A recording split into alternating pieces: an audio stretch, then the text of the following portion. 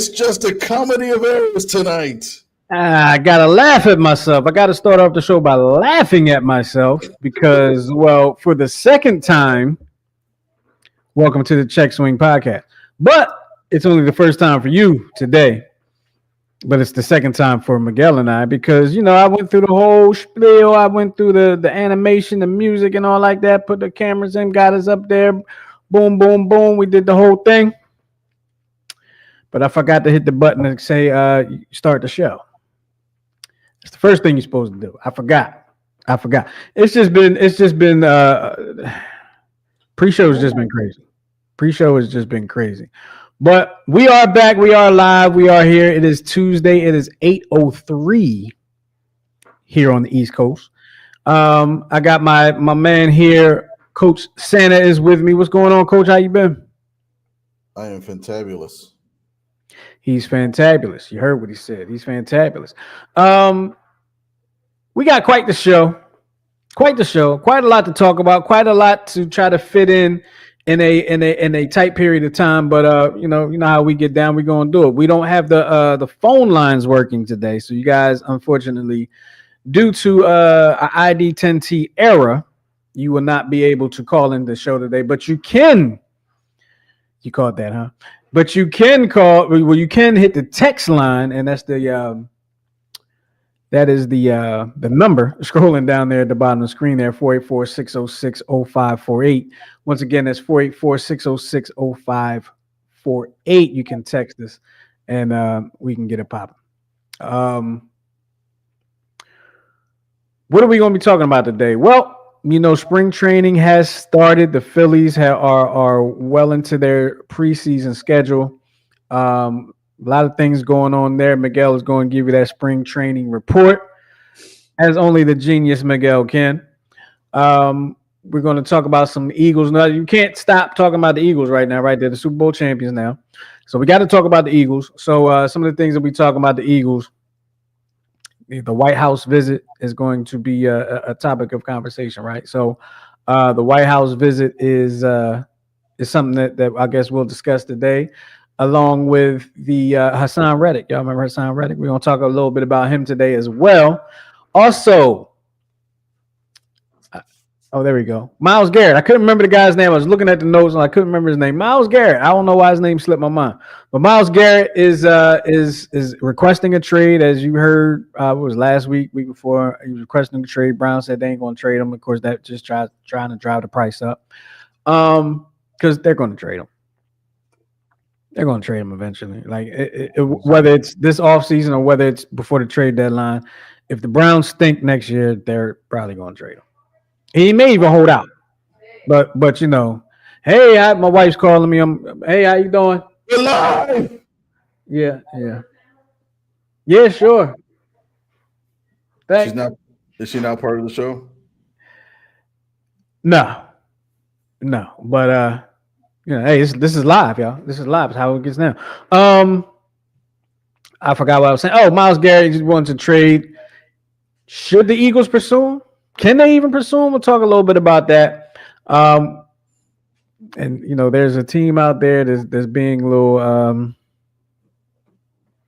They're being. I'm trying to get it like a PG version of what they're being.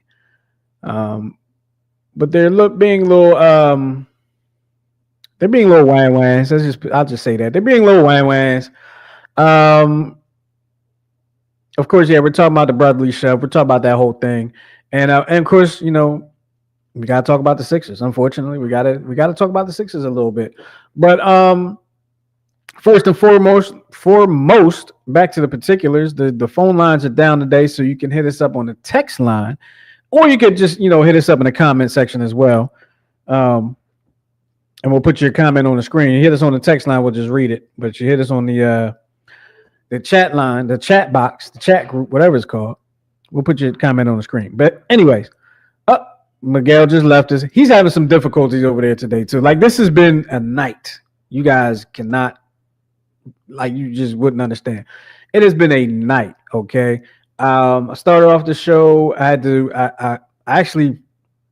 I personally got home at like 7:00 on a dot. I got home at 7 o'clock on the dot, which was an hour and 7 minutes ago. I had to put everything together within the show to get the link out to you guys and all like that. It's been a crazy day. And then 15 minutes before the show, I realized the phone lines were down. I'm trying to get that together. And I know y'all ain't come here to hear me talk about this, but we family. Let's talk a little bit. And then Miguel starts having issues with his thing. He had to restart a couple times. This is actually, I think, the third time now. And then I started the show without actually hitting the live button, the go live button. So on the platform, we usually have to hit the go live button. And I forgot to hit the go live button. I put the animation in, the music in, and all like that. Everything you see at the beginning of the show. But I forgot to hit the go live button. So it is what it is. It's been a day. Miguel is back with us. We're back here. We got where we starting off with, Miguel. Oh, and we got some Yankees news. We don't really talk Yankees much on here. We're not necessarily, we don't follow the Yankees, but we got some Yankees news to talk about too. Where we starting, Miguel? I'm following your lead today. Where you want to start? Oh, I guess we might as well start with. Why don't we go bad news first? Why don't we start off with your boy Embiid? Obviously, all the time it's got to be my boy. I mean, he plays for our team. And don't say you're not a Sixers fan, because I know you are, even though you don't follow the NBA no more. You're still a Sixers fan. I'm a 4 for 4. Of course, I'm going to be a Sixers fan, but exactly. I just don't like. I have a thing against bad management.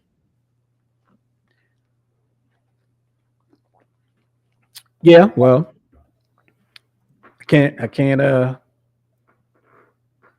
say nothing about that. I mean, can't say nothing about that. The management has been very bad. Mm-hmm. Management has been very bad. All right, well, let's talk about it. I wasn't ready to go here first, only because I just didn't want to go. Oh man, okay. All right, you know what? Let's talk about it, because now that way I can get it out the way. I don't have to look forward to it. I don't have to dread it. Let's talk about it right now. But I also wanted the basketball pro to say something about it too, because Well, when he gets on, he'll get on before we finish the conversation. Hopefully not. But it is what it is. The Sixers right now, they stink. Everybody knows it. There's no ways around it. They're terrible. They lost by like 40 last night. When I turned the game on in the fourth quarter, they're down by 42. I don't know if it's true. Y'all can tell me on the text line or in the chat box in the chat. Were they down by 50 at one point? We're down by 50 at one point. I don't know. Y'all had to hit us up and let me know. But it's been hard to watch. Like, honestly, I'm gonna tell you this. Miguel, because I'm a fan of basketball. I can watch basketball, especially good basketball, but I can watch basketball at any level, right? Mm-hmm. This team right now is harder to watch than what would they call it? The process team, the processing, like when they were like I guess losing on purpose or whatever. What they call tanking? Tanking. This team right now is harder to watch than that team, which is probably why secondhand tickets are going on sale for like $1 and $2. On like what them sites? Well, them sites don't pay none of our bills, so it don't matter. Which the NBA is laughing at again. You said the NBA is laughing at us? Yeah, who sells $2 tickets to their own to a big city event? Well, here's the thing: the tickets are already bought. The Sixers aren't selling them for $2. It's the secondhand market. It's people that already bought the tickets that don't want to go to the game that are selling them for like $1 and $2. Yeah, that's a damn shame. I mean, parking costs more than a doggone ticket. But here's the thing. So there's a lot of things we can point at, right? Of course, the obvious thing would be Joel Embiid, right? That's the obvious. But they haven't looked good Period. When they've had all three of the guys in there, when they've had two of the guys, they do not look like a good basketball team right now. They look like a lost basketball team. And if it looked like this in the beginning of the season, to me, I would say they look like a lost basketball team because they don't know how to function with the new guys and all like that without Embiid, right? But they haven't had Embiid damn near all year. Can't say that, right? Can't say that. And I hate to go here, and some people they're talking about possibly replacing the coach after this season. They're already talking about like who can be a replacement. Now I saw Rob's reaction there, and I'm glad that you came in on because I want to talk to you about this because Rob. If y'all don't know Rob Battle Hall of Famer, Rob will give it to you straight as a person that will shoulder the load in a sense. Rob is that go get it hard working guy. So he's going to give it to you straight, right? He's going to tell you if the players are acting up. He's going to tell you if the coaches are acting up. So Rob, let's talk about replacing. Hall of Famer is going to be his actual legal name. Oh yeah, cool. Yeah, like Chad Johnson. I just got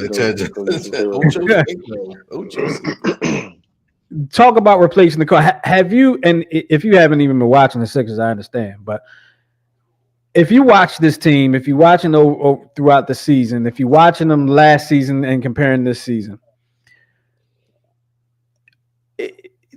are you pointing at coaching for any of what we're seeing right now, or what are you attributing it to based on your expertise of the game, being a professional? It's hard to point the finger at it's easy to it's easy to point the finger at the coach, and I will say the coach deserves some blame, but it is very difficult. And in my mind, I go straight to think, all right, well, if those guys aren't in, let me see what the team looks like. Like, what are they playing hard? Are they playing together? Things like that. Those are indicators of like good coaching. You know what I mean? Like, even though your top guys aren't playing, I have these guys like working together. But it is difficult as a coach to get that continuity with those guys who aren't the stars if your stars are kind of like in and out. Like they're there, then they're not there. Then like that's why it's different. You can see a difference. Like if they're like, yo, Embiid's out for 30 games, then they can like, all right, put the team together. I know he's not coming back to disrupt anything. I got 30 games to get these guys playing. But if it's like he misses 5 games, comes back, misses 10 games, comes back, misses 3 games, comes back. It's kind of hard to get those guys in that continuity.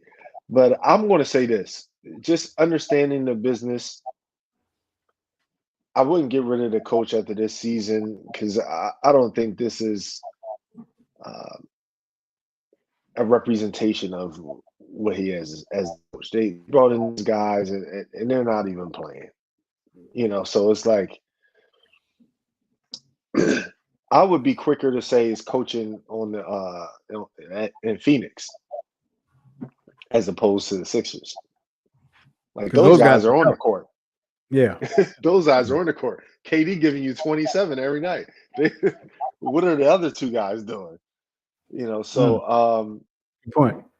Yeah, I wouldn't get rid of Nick Nurse because of this season. I think this season is an anomaly. Like, for this guy, and I think the smart thing would be to just shut Embiid down. Nobody wants to see that.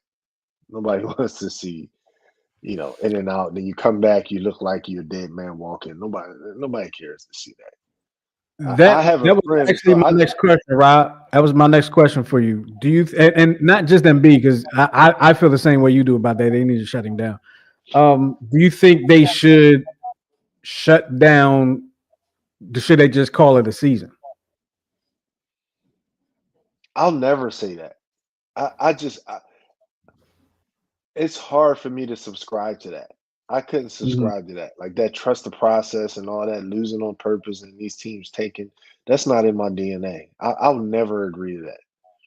So if I'm playing for an organization that wants to tank, don't put me out there because I'm giving it everything I got. I don't give a damn what you talk about. I'm trying to win.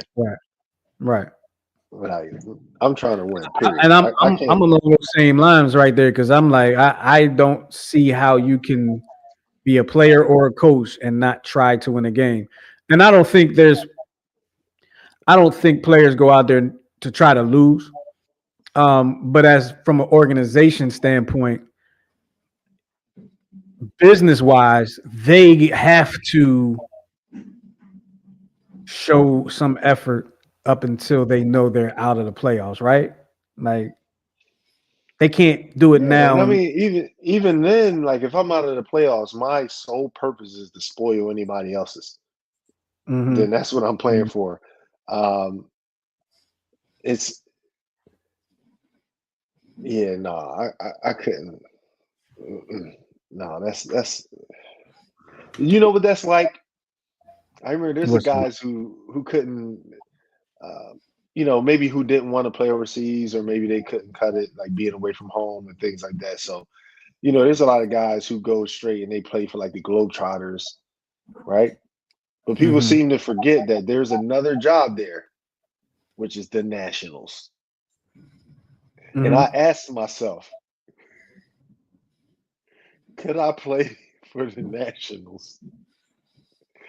And I'm like, and for those of you guys who don't know, the Nationals is a team that the Globetrotters play every night and just kick the crap out of them. And they lose on, they're the punching bag. I couldn't do it. That's what that's like when you're talking about tanking. Like I would have to find a different way. Like if I was in hard times, like you got to provide for your family that way. I would go to the ends of the earth to figure out there has to be something else I can do. I'll scrub toilets. I would not go out there and let them throw the ball off my head, and I have no chance of ever winning or getting the feeling of victory. I can't do it. Yeah, I know somebody. I know some people that have played for the Nationals or whatever team it was at the time. It's rough because you're so used to going out to compete to win, and this is really a job. Like this is not necessarily real basketball. You know what I mean? I say I equate, and people get mad at me when I do it, but whatever. I equate Harlem Globetrotters to like WWE. Harlem Globetrotters, because here's the thing: you just see your face, right? It's scripted. They're playing basketball, but the outcome is already determined. Yeah, it's the real thing. It's just like wrestling. Like you can get seriously injured wrestling, but we know. Well, we don't know, but they know who's going to win, and all of that stuff. And they practice that. Hey, at this moment, I'm going to suplex you. Then let me go over here. And then once we get to 3 minutes left in the ring, I'm going to put you in the chokehold. Like they practice that stuff. So, and it definitely hurts. If you get slammed, it hurts. So it's definitely punches, I tell people the punches may not be real. They may be pulling the punches, but they falling on that mat and that ground and everything else. You got to be a top-notch athlete to wrestle. Right? Absolutely. So we'll spare you the rest of the Sixers talk because they, hey man, right now they just ain't worth the talk right now, to be honest with you. My guy said his talent's not worth the lack of availability. That's true, man. Best ability is availability, and nobody wants to see. To this day, I have not seen Joel Embiid play. I have not gone to a Sixers game where he's played. Oh, really? I have not seen him play. And I have a friend who cycles with us, and he works for the Sixers. And so every now and then he'll go in the chat. He'll be like, "Hey, I got 2 tickets for tonight. Who wants them?" Right? Mm. I feel like there's been that text like every week now. He's like, "Hey, fellas, I got 4. I got 4 for tonight." I look at it like I don't want them. Well, here's what I'm gonna tell you, Rob. Here's what I'm gonna tell you. I know why Embiid doesn't play when you're there. He knows you coming to the game, and he knows that you're gonna critique him, and he ain't ready for that. He ain't ready, so he's like, I'm gonna just sit my behind down. Eating a chicken sandwich and get ready for the game, bro. Chicken got protein. Let's move on. Let's move on. Move on. It's too heavy an hour for the game. Miguel, where are we going from here? Where you want to go? We can start with the spring training stuff because I can run through it. So Miguel right now is going to give you, and the Phillies are, like I said earlier, the Phillies are back in business. They're back at it.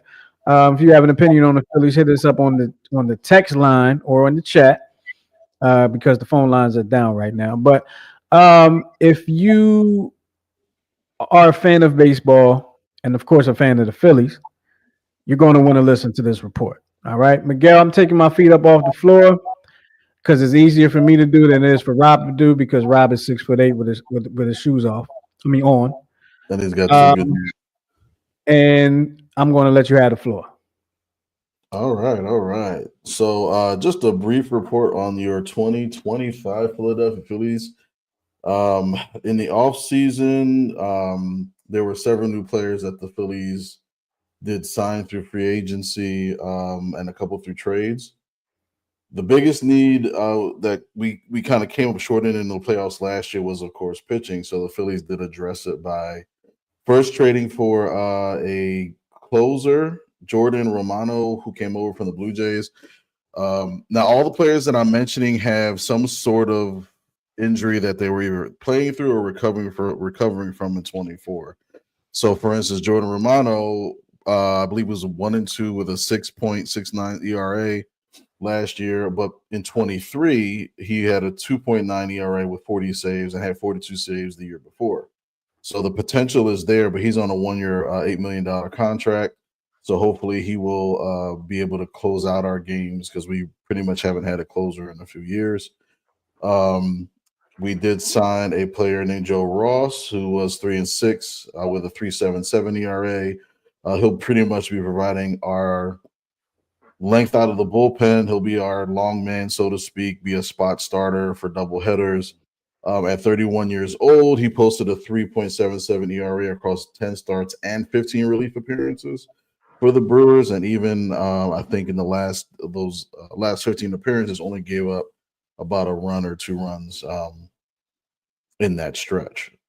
The 2 big signings are the 1 big trade and the 1 big signing. Max Kepler, he's a player from the Minnesota Twins. He's going to be our new everyday left fielder. Of course, we like leg injuries. It's something about Philadelphia sports teams and leg injuries. He's coming off a left patella tendonitis and hip issues, but the potential is there. When he was in Minnesota from 2019 to 2023, he had a .770 OPS. In 23, he slashed his line was 260, 332, 44 with 24 home runs and 66 RBI. So hopefully he can return back to form. He did have a career high of 36 home runs and 90 RBIs in 2019. The biggest signing or the biggest deal in the offseason was for the left-hander Jesus Lazaro. He was traded from the Marlins. I'm still kind of iffy with this trade because we traded probably the best shortstop in our system, Sterling Kava, and the outfielder, Amaran Boyd. Again, another pitcher coming off of an injury, 2 injuries. He had back and elbow issues. Although he was 3-6 with a 5 ERA in 12 starts last year. His best season was the year before, where he went 10-10 with a 3.58 ERA over 178 innings. The good thing is the Phillies have 2 more years of team control before he has to become a free agent. He did win his last arbitration, so he's at $5.5 million compared to Harper's $38, $39 million. That's a drop in the bucket. So the hope is that we finally have our back end of the bullpen taken care of, the middle innings guys taken care of, and we finally have a third starter. One thing of note, we have 2 players that are on a minor league contract that are trying out for the Phillies. One of them is Christian Arroyo and Oscar Mercado. Christian Arroyo, kind of a journeyman guy, second baseman, middle infielder, can give you some pop off the bench. I hope that he does make the team because when he's healthy, he can give you a solid 10, 15 home runs. Some players to look out for, some of the young guys coming up through the system. Andrew Painter, who's the Phillies like golden boy, golden arm, whatever you want to call it. He had a very, very healthy offseason after recovering from Tommy John surgery. He was dominant in the Arizona Fall League. He went 2-0 with a 2.3 ERA over 15 2/3 innings across 6 starts. So he's looking to try to make the club in, I think he's 21 or 22. There's also Mick Abel, who's a close second. He's coming up to make an improvement. And then Justin Crawford, who's projecting to be our future center fielder. He gained 10, 15 pounds of muscle, so he's no longer lean. Now he's starting to be coming in muscular and kind of mean like his father. So I guess the back end of the bullpen is going to consist of your 4 right-handers and possibly 3 left-handers. All of them probably journeymen, but the bullpen wasn't that bad last year until we faced a team called the Mets and they tore us apart in the playoffs. Overall, I think the moves are going to help. At the end of the day, it's going to come up to the big guys and the big bats to see, can they come up again and can they come up clutch in the playoffs? Because Schwarber didn't come up big at all. Trey Turner was nowhere to be found. It was pretty much Castellanos, Harper, and occasionally Brad Marsh. So, this is a put up or shut up year. I think this will be the last year where you'll see everybody together unless there's a championship run or win. Other than that, we may have to start talking about letting some guys go. And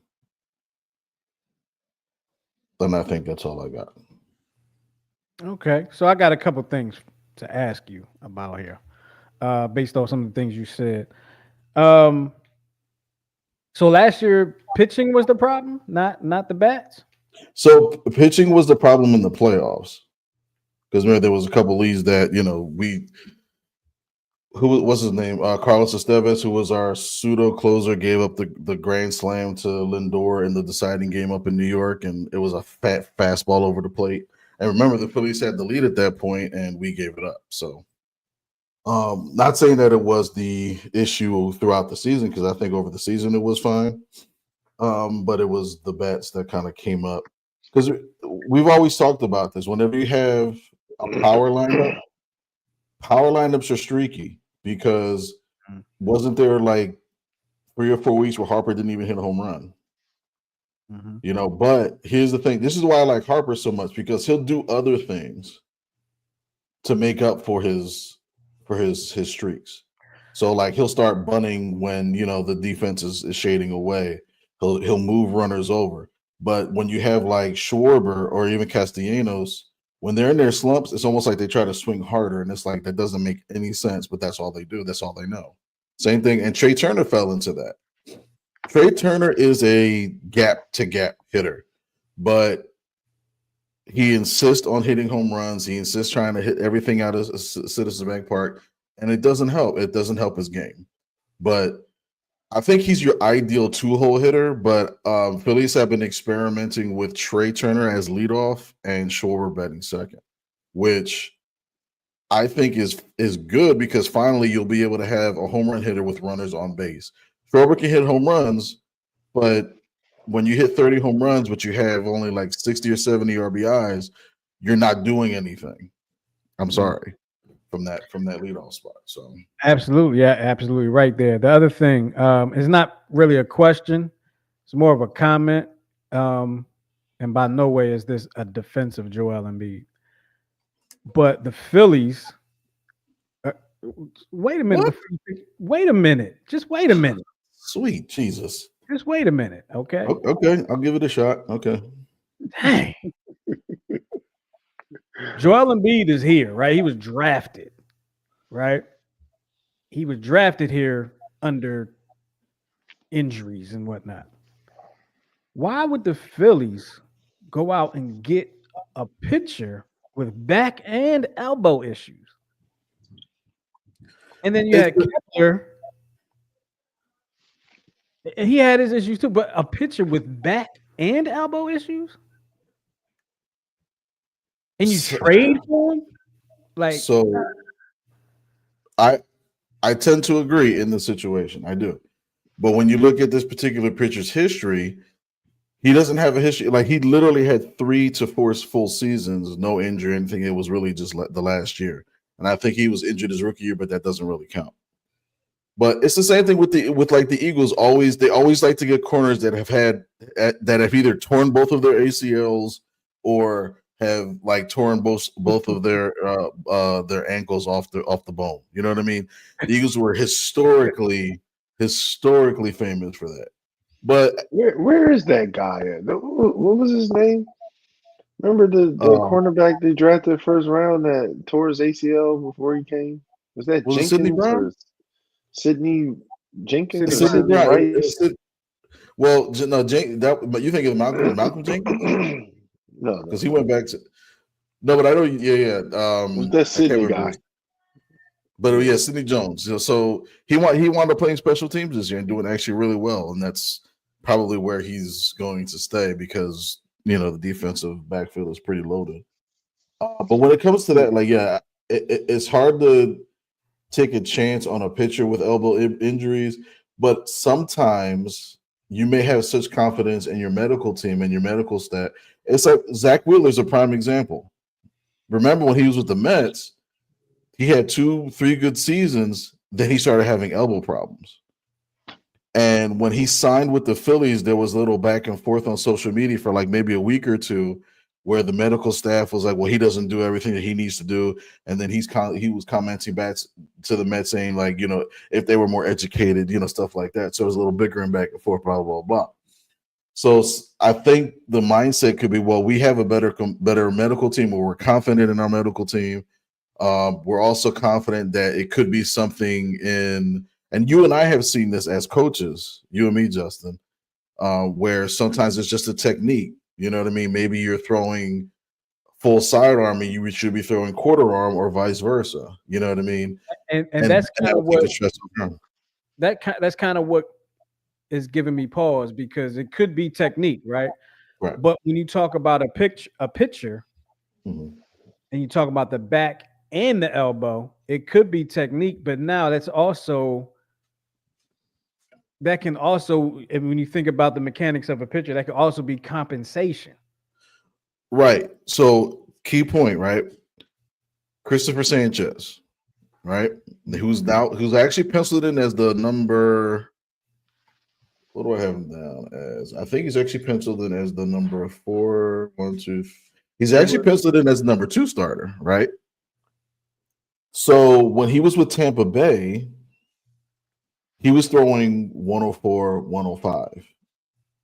When he came over to the Phillies, the pitching program is on there like, listen, stop throwing so hard. We want you to throw strikes. So they did a couple things. They gave him a third pitch. They gave him the changeup, which for those that don't know is thrown with the same technique as a fastball, but it's deceptive because the grip allows it to fade out at the last minute and just drop, but it doesn't take a lot of stress off your arm, right? So he developed the changeup, and now his hardest pitch he throws is like 95, 96.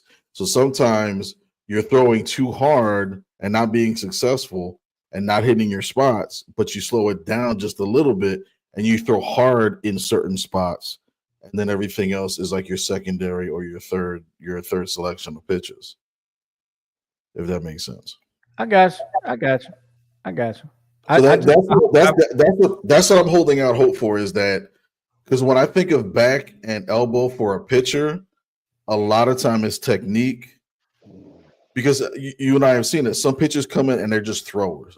I need to throw velo. I need to be at 76, and the next year I need to be at 82 and stuff like that. I'm like, all right, well, let's work through it. But they don't care about throwing strikes. Right. I mean, Tommy John surgeries, and I read an article as of last year, Tommy John surgeries were up 420% for high school players, not even the major leagues, just high school players. 420%.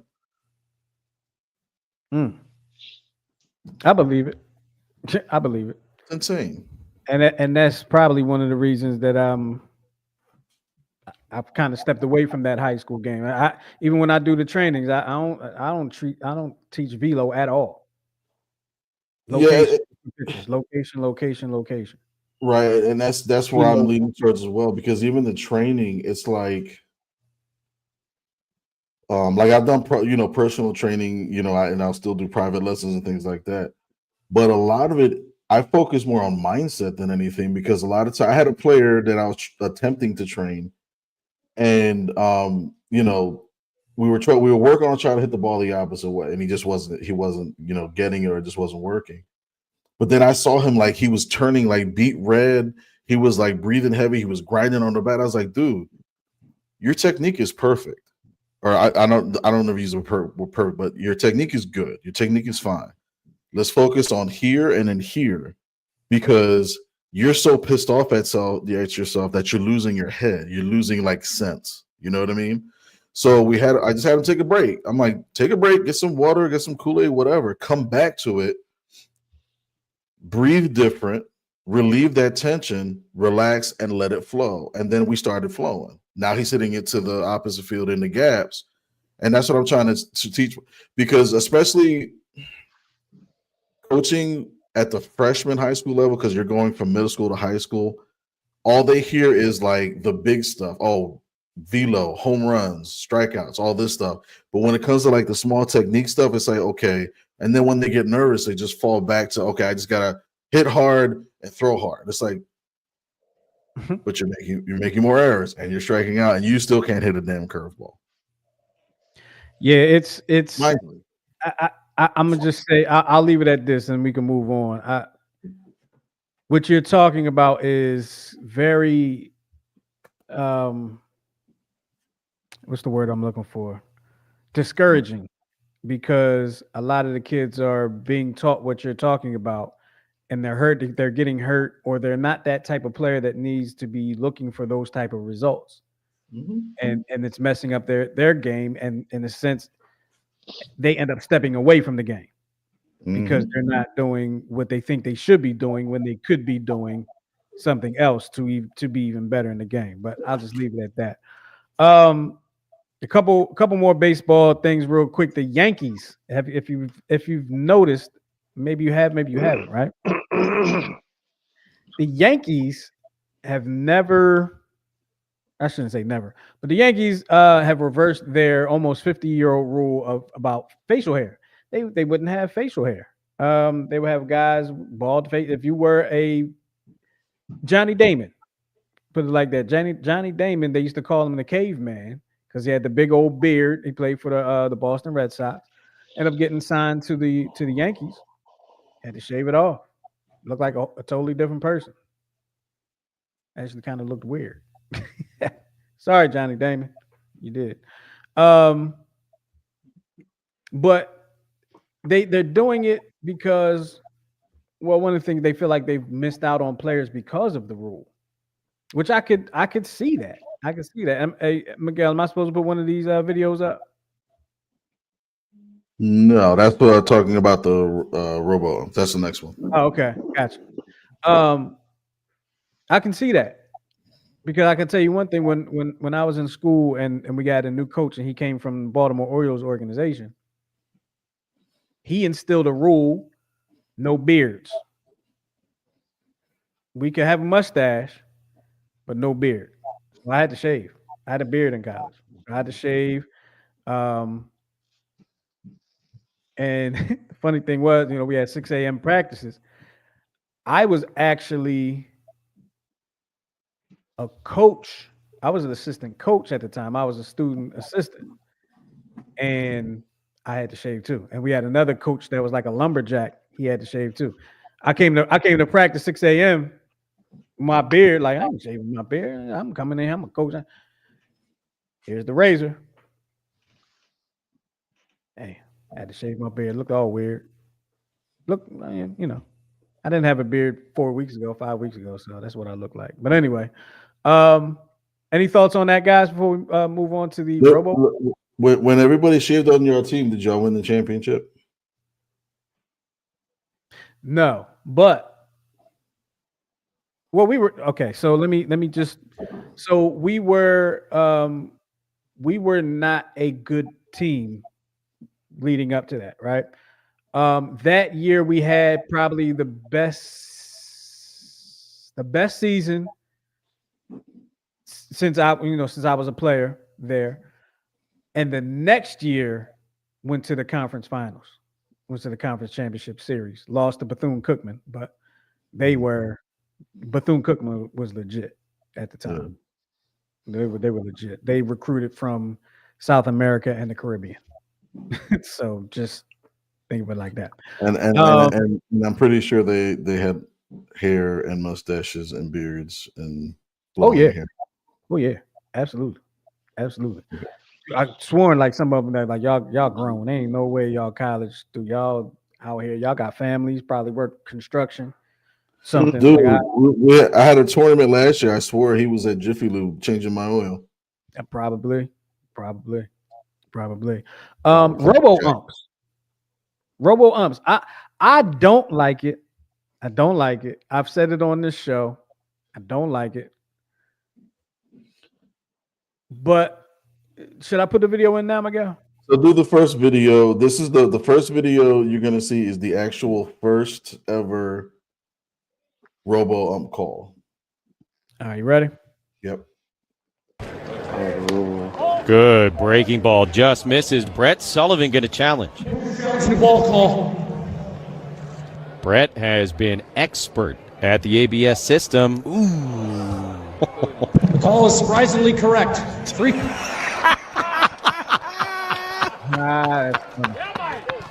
Oh, we told you. So that was surprisingly correct. So wait, so how does that work? Does he have like an earpiece and the system tells him if it's a striker or a ball? No. So what and it kind of went quick. So what happens is it has to be requested. So the catcher catches the ball and he goes like this. If you tap your head, then the umpire will take his mask off, look up to the score box and tap his head, and then somebody from there will actually do what you just saw. They'll post the result. So that everybody sees the result at the same time. They're not calling New York. They're not reviewing it. It's like tennis. You know how they say, okay, I want to review in or out, and they say, okay, it goes like, right. That's exact because it eliminates the call. It eliminates like another person reviewing. Okay, what's the call? Bam, that's it. So I guess because there's a ball involved, it can be simpler. Right, it can be simpler, and they've already matched it to the players because players are of different heights and stuff like that. And of course, the calls are going to be easier on the left and the right, the inside and the outside of the plate versus the top and the bottoms because of the different heights of the players. But now understand, like I'm in agreement with Justin. I don't necessarily like it, but the issue is that when the umpiring has been so terrible for not just years, but for decades, and it's only gotten worse and it hasn't gotten better, this is what you have to resort to. If your referees were better, if your officials were much better, you wouldn't need this. You know what I mean? So what is the and I like this part. I get the education from you guys is baseball. But with the umpires, like you said, for decades, like why isn't there Like even though NBA refs, of course, there's always room for improvement. But I would say out of like all the refs, they're probably like the more educated and trained. Like they're constantly having to go over the stuff. Like when they're flying the games, they're watching. There's a lot of training that goes into. So is that not something that is on the MLB for lack of training of the umpires? Like how can it be something that's bad for decades? It has to be something that you guys are doing or not doing in that aspect, right? It's called the strength of the union. Plain and simple. It's just I'll compare it to this. Being an umpire in the major leagues would appear to me like working for SEPTA. Once you're in, and it's hard to get fired unless you kill somebody blatantly or you just don't show up for work. But no, and I got a lot of friends outside. I'm just not the ones that are my friends. They're the good drivers. I'm the good operator, just for the record. So Just for you the say. Right. So, but no, but that's what it's been because I know there was, when umpires by name like Cowboy Joe West, there was like Angel Hernandez. Like when these umpires have names that everybody like, as soon as you hear the names, I know exactly who that is. So, and Joe West was one of the worst umpires, rated the worst umpires, I would say the last 15 years, and he broke the record for most games as an umpire over the course of like 4 or 5 decades. That just kind of speaks more to the strength of the union that they have. But I think push came to shove, and once gambling got involved, and I'm telling you, gambling has just, I think they had no choice because there was an umpire recently that actually was recently fired for doing something dumb. He linked with a friend. They shared I want to say they shared like a DraftKings account, but he allegedly denied making bets. Instead, he had his friend make the bets for him, and then whenever he would make a bet, he sent the money through him. Yada yada yada, which was dumb. So he's no longer an umpire in the major leagues. So you're speaking now to the integrity of the game, and now with gambling, you have to nail down certain things because now, instead of it just being incompetence, now it's going to look like, oh, well, he called that a ball, obviously, because the parlay is for how many balls in an inning, da da da da da. So now all of that is now becoming into question. So with all the sports across the board, you're going to have to nail down these rules and hold these referees accountable, and maybe in some cases you may have to remove them because of the integrity. You make a very, very good point there, Miguel, about the gambling aspect too. I didn't even think about that, and people always got to remind me about that type stuff. The gambling aspect of it is huge because, like you said, you can make your bets through somebody else, and now you're affecting the game. And we had that in the NBA with Donaghy, Yep. and more, but we find out it was a lot more of them. But we had that with Donaghy in the NBA, and I actually just read a story. I don't know if it was this week or last week about I forgot, was it Joey Crawford? No, Joey Crawford had the issue with Tim Duncan. I forgot what referee had an issue with Allen Iverson. And they had come. The referees had come to an agreement. Like Iverson's not getting any calls. Like this was an article I just read. I should have shared it with you guys so you can see it. But here's where I think I would be okay with it, and then I probably have to eventually go on the side of being okay with it altogether. But here's where I would be okay with the robo calls. Strike 3 and ball 4. Yeah.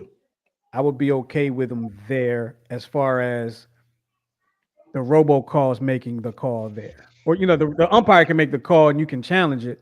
But if you're challenging strike balls and strikes that are strike 1 and strike 2 and ball 1 through 3, It's a waste of time. It is extending the game.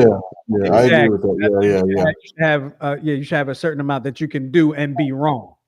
Right. That's like challenging if a ball went out Yeah. of bounds in basketball in the first quarter. Like, who gives a freak? Like, Right. it's not. We got 3 quarters left, yo. Yo, We it's the got first 3 2 minutes of quarters the left game. to Are you play. serious? Like, come on, man.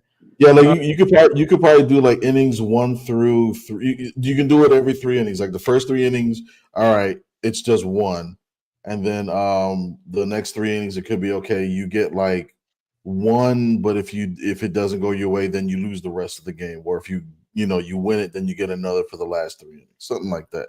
Like they do, like Rob said in football. Yeah, it has to be something that's like,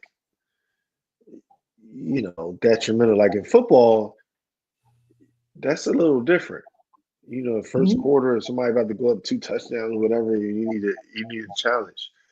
But like in basketball, where you would challenge like first quarter, let's say you got your guy out there, and LeBron gets his second foul. All right, well now I'm a challenger because this affects the game, like how I'm playing, Right. the minutes that he's going to play, and it's going to affect the game. So let me see if this second foul was actually a foul. But Here we go. else, I got a comment here, an interesting comment here.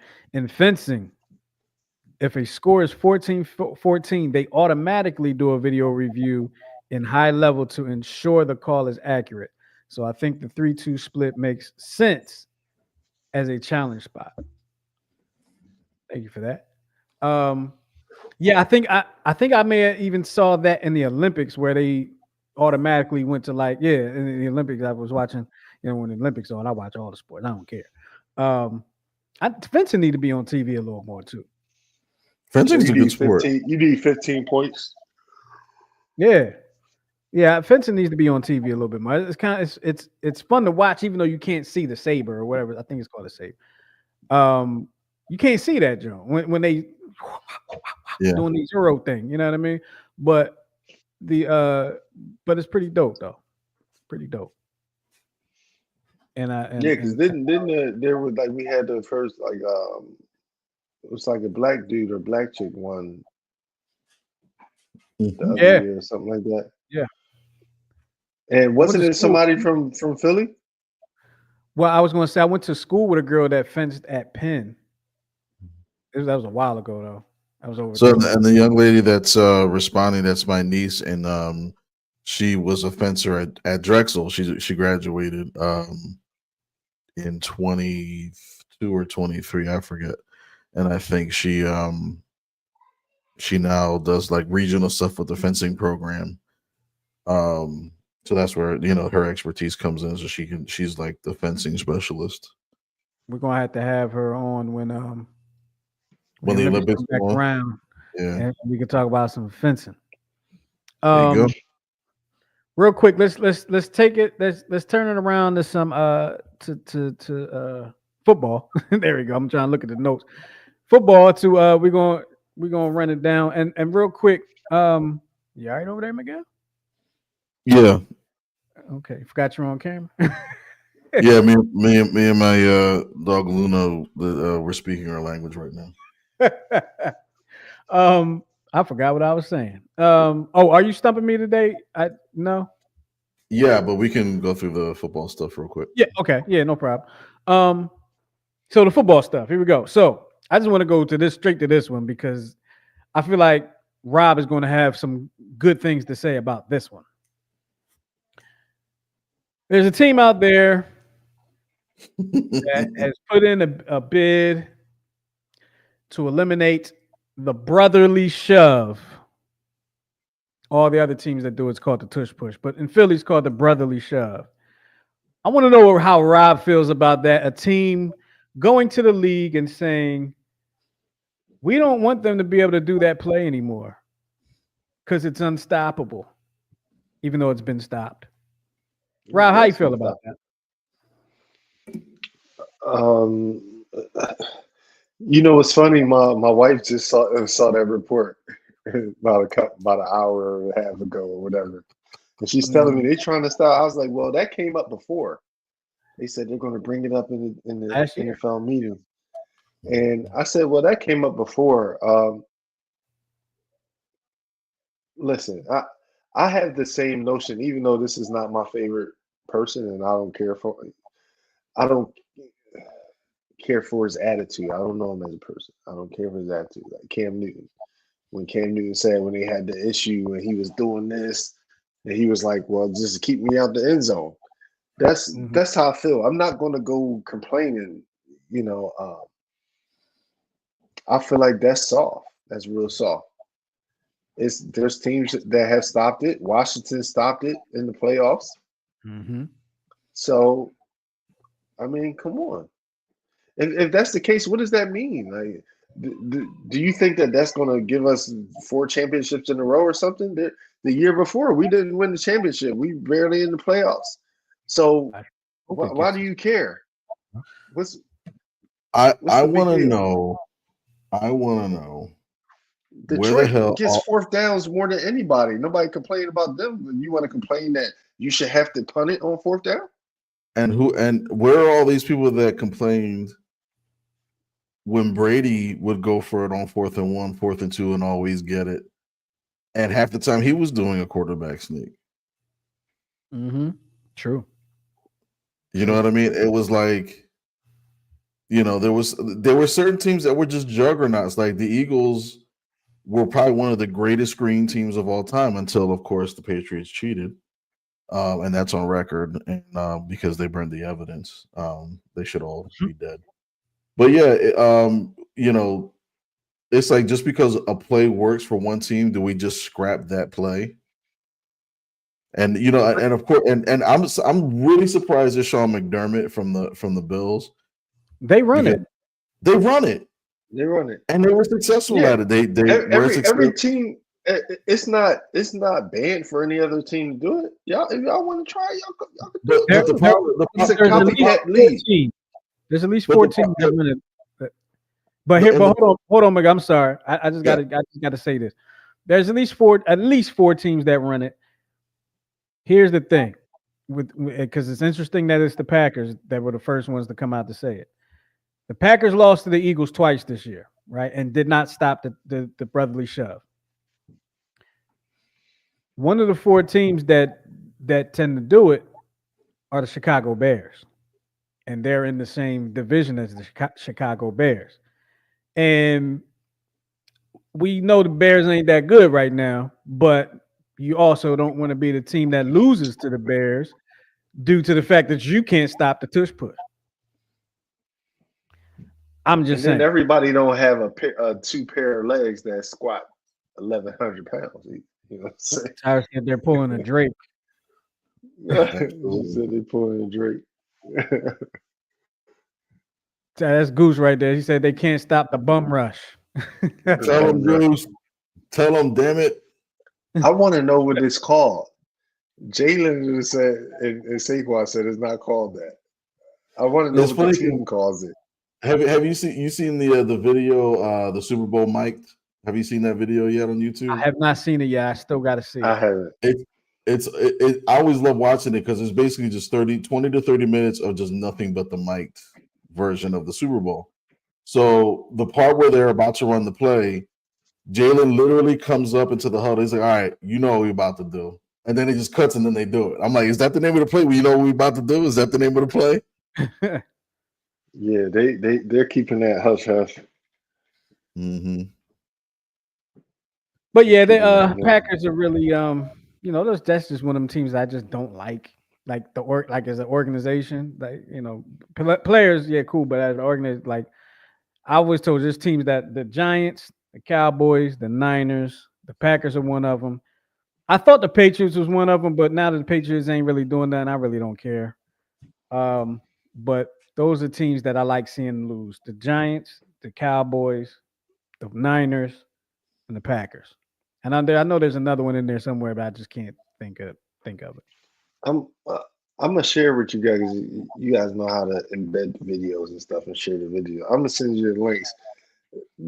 Have y'all seen this like YouTube? They're basically like the YouTube version of South Park, mainly for sports, but they also throw some like Drake and Diddy crap. You know, like what's going on stuff. What's it called? The page Riot Comedy or whatever. Have you seen that? They do the NBA. They do the NFL. I don't know. You're gonna have to share that. You're gonna have to shoot it to us in the group chat. I'm gonna send it to y'all. I will check that out. They say a lot of stuff that everybody's thinking. Pretty much. Gotcha. I'm sure I'll love it. Real quick, can the Birds go after Myles Garrett? What are they gonna have to give up? Who are they gonna have to let go of? Who are they going to have to let walk? And is it worth it? Depends on the price. Well, the salary cap went up, I think about like 10, 15 million. So they'll have the money. But they still got to pay. Right, I know they still got to pay. You can give up Jordan Davis. You can go. I would not give up Jordan Davis. Absolutely not. I'm not giving up anybody. What are you talking about? For Myles Garrett? Not Jordan Davis. No. Well, it's the difference between Myles Garrett is a rusher. Jordan Davis is a run stopper. And that's what we need, though. Yeah, Myles Garrett got at least another between 3 to 5 solid years. Right, but Jordan Davis has another 5 to 7. So age-wise, I wouldn't give Jordan. Yeah, but we're talking about winning that. We just won a championship. You're trying to win as many championships as possible in this window before everybody's trying to get money. I get it. I would probably. They're going to have to pay Jordan Davis after next season too, I believe. Yeah. You're going to pay Myles Garrett because this season. No, it's next season, right? Next 4 years after 4 seasons. So this was his third. This was his third year. Yeah, so after next year. Yeah. They got to pay Jalen Carter down the line a couple years. They're going to have to pay Quinyon, Cooper. A couple years down the line, few years down the line. Josh Sweat, I think he's going to get some money. Zach Barnes going to get some money. Nolan Smith is going to need to get paid a couple years down the line. We gotta get Zach signed. Yeah, definitely gotta get Zach. We gotta keep Zach signed. I'm keeping back. I think they're openly pursuing him too. You gotta sign. Zach's going to get paid, whether it's here or somewhere else. Zach's going to get paid. Moving forward again, real quick. White House visit. There's been talk about Eagles White House visit. Now, I thought the last I saw, they were not going to visit. So Trump actually said this afternoon that he's going to probably invite them tomorrow. And then the insider that said that they were not going to the White House has now said that they would, there's not as many players that are up in arms about the presidency as in 2018 when they all were pretty much like, no, we're not going. There's not as many protesting this time around. So it looks like, it may happen. So Trump said he was going to, he said he would like them to come. He's like, they're, a great team and they showed their greatness in the Super Bowl. So, yeah. Did he pick the Chiefs? Yeah, he picked the Chiefs. He picked the Chiefs and he left at halftime because the Chiefs were losing. And he did something. He did something petty though. Like that's the time he chose to hold a press conference on Air Force One to announce the new name of the Gulf of Mexico to the Gulf of America, which he said was probably the greatest event, which is the greatest event ever, even more greater than the Super Bowl. And I quote. First of all, what a distraction. Because I didn't. That's the first I'm even hearing of that. Exactly. What a distraction the Super Bowl played for this man. I had no. I didn't know he did a press conference on the plane. I didn't know that. Is there video? Sure, it's video. Just look up Trump signs Gulf of America or something like that. I mean, it's only like a 6-7 minute video, but it's like he literally is taking off at halftime. I don't know the origin of that. I would like to know the origin of that, and if it's that big of a deal. I don't. Is it that big of a deal? It means nothing except the fact that he told Google that's what he wants, and Google said yes, so they changed it. Blah blah blah, and Yeah. It's one of those things that's just a power play. It means nothing to nobody. Yeah, I'm like, named the Gulf of Mexico. The first is attached to like it's all America. So I mean, when you break it down, it's all America. Mexico is part of America. Like it's all America. So I mean, Just make Canada the 51st state. Make Mexico the 52nd state. Make marijuana and crack cocaine legal. Bam, problem solved. crack cocaine. Oh, well, I don't want it, so y'all can have it if y'all want it. I'm good. I'm good. I watch too much. Well, I don't watch much TV, but I've seen too much TV to even want to mess with that stuff. I hear it's great for think weight loss. you're right. I think people get distracted, man, by certain things. I feel like we just need to focus on the important stuff. It's like I don't give a damn if it's the Gulf of Mexico or the Gulf of America. It does nothing to my family. It does nothing. Whether it's the Gulf or parts, I don't care. Like, Let me ask you this, because you make it a point, an interesting point to me, because there are things that we grow up learning that change. So Gulf of all our lives, Gulf of Mexico has been on the map. If we had to say it on a test, Gulf of Mexico. Now is it Gulf of America on the test? There used to be how many planets? 9, and now there's 8 because they said Pluto's not a planet anymore. Didn't know that. Yeah, or either that or they lost Uranus. That joke. All right. I thought didn't somebody say it's Uranus? That is Uranus. Uranus? At least in like Europe. I think that's the proper pronunciation. But I know I grew up. I know just like everybody else. Uranus. I was never corrected in elementary school. Were you? I know I was never. Never. I guess our teachers didn't know anything. And they said it loud and proud. It's Uranus. It's like, hey, well, look. Back then there was no internet, so they couldn't just look on the internet and hear the pronunciation. They had to read it in a book and say, "Hey, it looks like Uranus, so I'm gonna call it Uranus." Listen, we are in we're in uncharted territory now. Yeah, we're spiraling. I've been messing around with this. Chat GBT is amazing. Sometimes I go down a rabbit hole. I'll just be asking this. I'll just be going through it like for an hour or two. I was just asking it. Chat GPT ends up being the homie. Like, so the Gemini thing, you can have a doggone conversation. First question is the proper enunciation of Uranus. Uranus. So all right. I'm asking. I was wondering about chickens and eggs and stuff because I'm like, yo, why don't we just buy some chickens and lay our own eggs?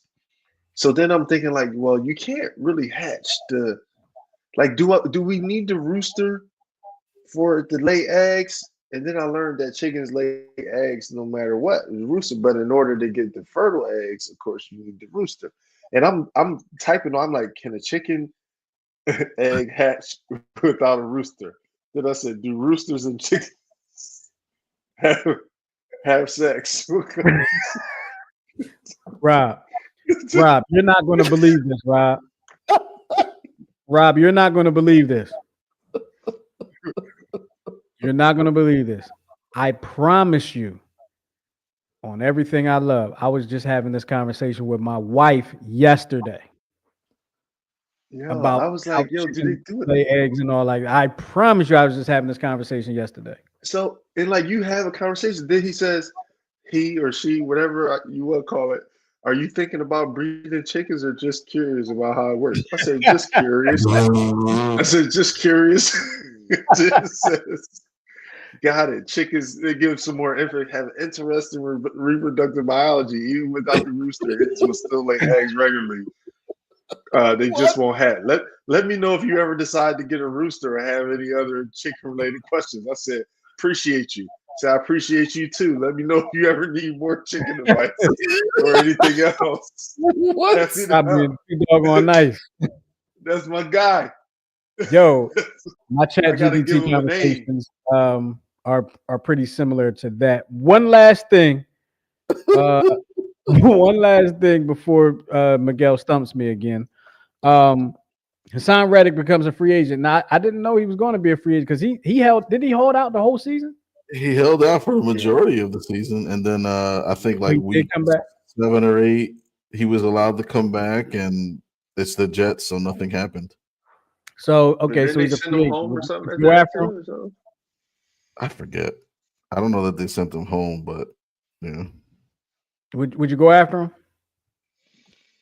no need to. You don't need him. Why? You put him on the other side of Nolan. I mean, he'll be less expensive, but you don't need him.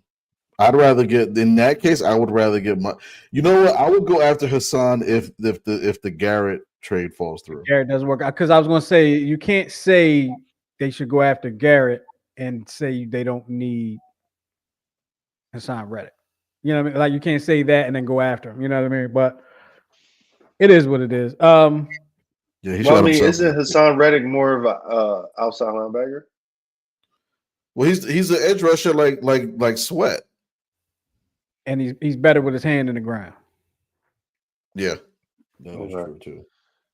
So Well, Miguel I mean, that's is a prime example. That's a prime example. I won't get too deep into it, but that's a prime example that sometimes it's like the Sean Marion situation.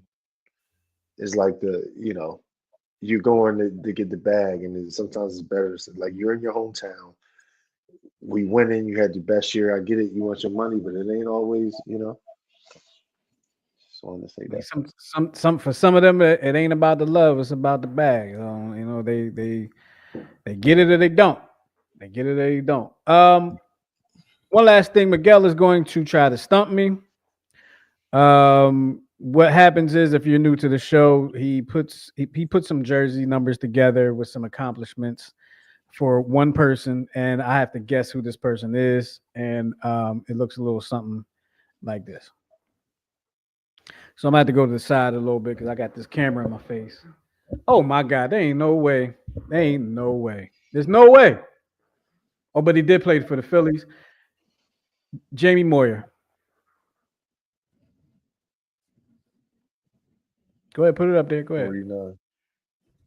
Is it not Jamie Moyer? It's Jamie Moyer. Oh, okay. I'm about to say, don't play with me, man. Jamie Moyer played for like every team in the league. Don't play with me. That's what gave it away. That's what gave it away for me right there. He played for all those teams. And remember, he wound up retiring at the tender age of 49. 50. I thought you was gonna say 52. I thought you were going to say 52 for some reason. 49. Wow. Yeah. Wow. That's impressive. And played in the majors all that time. Not all that, but he played in the majors to the end, right? Yeah, but you know what saved his career? What? He threw slow. He threw the spots. Oh yeah, yeah. And people just couldn't. They just couldn't adjust to the slow. And the ones that did, great location. 372,000 feet when they did hit him. But he had great location. He had great movement. Yeah, man. I'm trying to think. Was he pitching tonight, or was it Pedro pitching tonight? There was a night when when that team clinched. I think it was in 2009 when that team clinched during the regular season. I was actually at the game, and I had to leave because I was working for UPS at the time. So I had to leave before the doggone. And not even thinking about it, I'm not even thinking there's going to be a celebration. And I should have just, you know what? I'm going to add that to my very, very short list of regrets that I did not stay for that celebration. I should have stayed for that celebration. Oh well. I was in Spain. You said what? I was in Spain in the World Series. Oh, yeah, because you were, professional basketball player and stuff. Winning chips, earning the first name Hall of Fame. I did win a chip that year. See, I did win a chip that year. Phillies won the chip. I won the chip. Barack won the election. It was a good season. So can you come out of retirement and win one more chip so we get another black president? Who would? That's the thing. Who would it be, Miguel? We don't have. Who would it be? Who would it be? Period. Of any race. That's what I'm saying.